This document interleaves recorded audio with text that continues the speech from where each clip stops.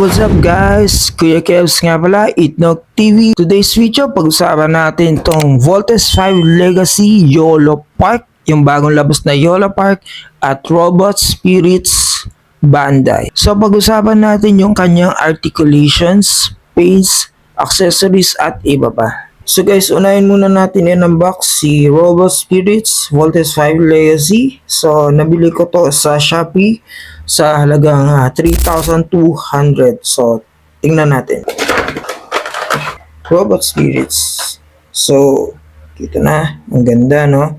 So sukatin natin yung kanyang laki. Mga 6.5. Sa Robot Spirits, meron siyang accessories na ultra magnetic top, and then bazooka and laser sword. So yung kanyang articulations maganda na. Lahat talaga na-move. From the shoulders, likod, bewang, paa, kamay. So, i-unbox naman natin si YOLO Park. Nabili ko siya sa halagang 2,000 pesos. At maganda yung packaging niya. Sa halagang 2,000 pesos. Parang librong pwede mong buksan. Ganda. Tsaka malaki siya, no? Yes.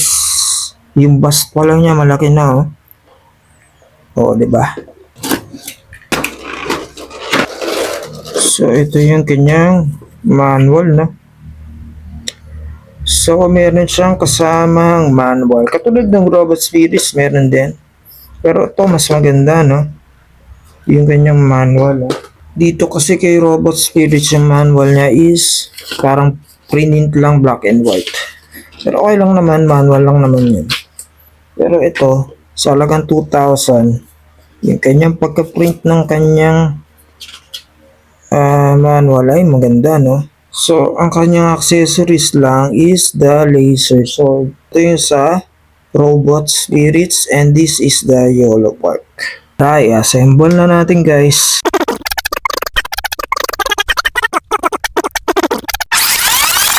Ito si YOLO Park, ang laki, no?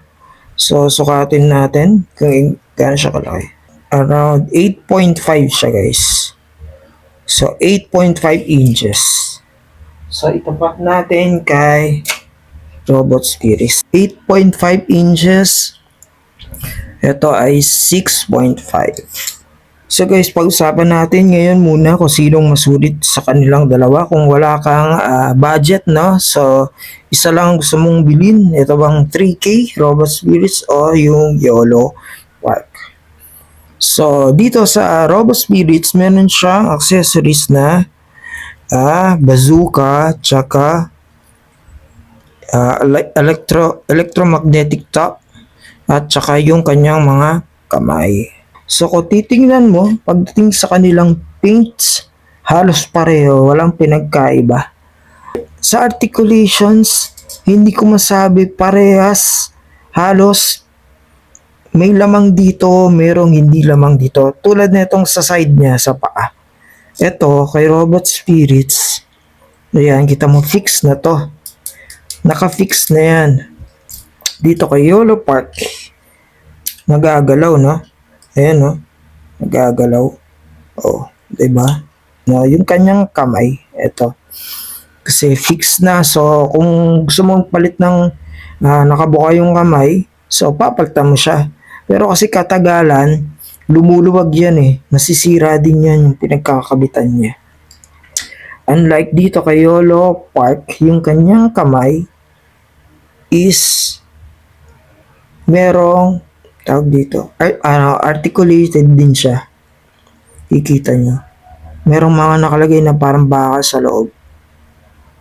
So maganda siya, no? Parang kamay na kamay talaga. Mga tao, no? Yan, makikita mo. Magagalaw mo talaga siya. Oh, di ba? So, etong kanyang sa chest niya, removable yan. Removable din to eh. Parehas silang maganda kung anong budget niya, no? So, sa akin, mas pipiliin ko to si YOLO Park, mas solid eh. Mas mabigat. Ito medyo parang maluwag yung joints niya. Although mas marami tong articulations kaysa dito. Pero pagdating sa iba niya, sa arm niya, ito, tulad nitong arm naman nito, fixed, di ba? Dito naman sa Robot Spirits, bawat isa niya nabubuksan, nagagalaw. Ito yung balikat niya. Ayan. So guys, dito magtatapos sa ating quick comparison ng YOLO Park versus Robot Spirits, no? Maraming salamat sa panonood. Huwag kakalimutan mag-subscribe, like, and share. Thanks for watching, guys.